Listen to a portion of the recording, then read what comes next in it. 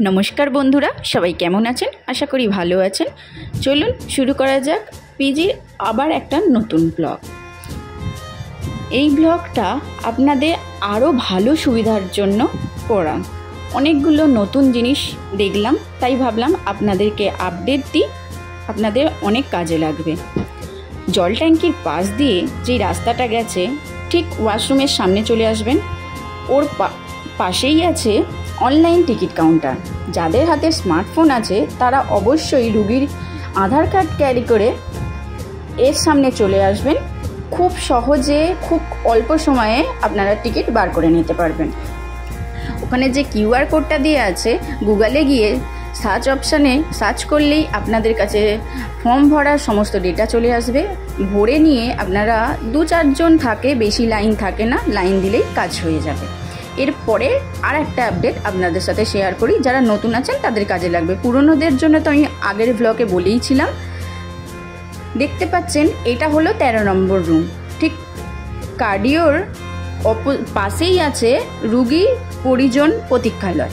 এই প্রতীক্ষালয়ের ভেতরেই 13 নম্বর রুম থেকে আপনারা টিকিট যে রিপোর্ট করতে দেবে সেই রিপোর্টের কাগজ কালেক্ট করে নেবেন। আর এই যে CA 125 রিপোর্টটা দেখলেন, এটার জন্য আপনারা কোথায় রক্ত দেবেন এটা অনেকেই গুলিয়ে ফেলে।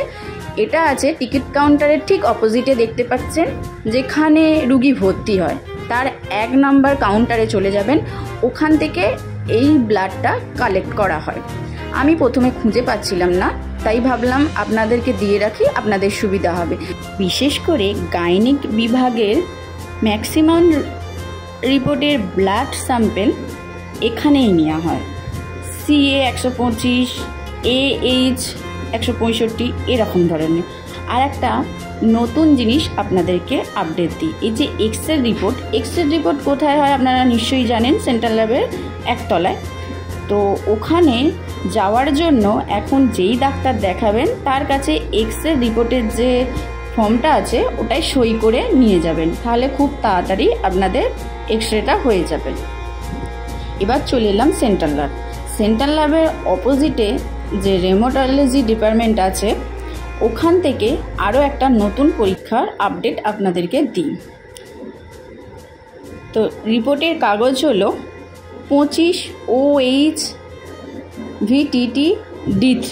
এই রিপোর্টটা যদি কেউ বুঝতে না পারেন, চলে আসবেন এই সেন্ট্রাল ল্যাবের অপোজিটে রেমোটোলজি ডিপার্টমেন্টে।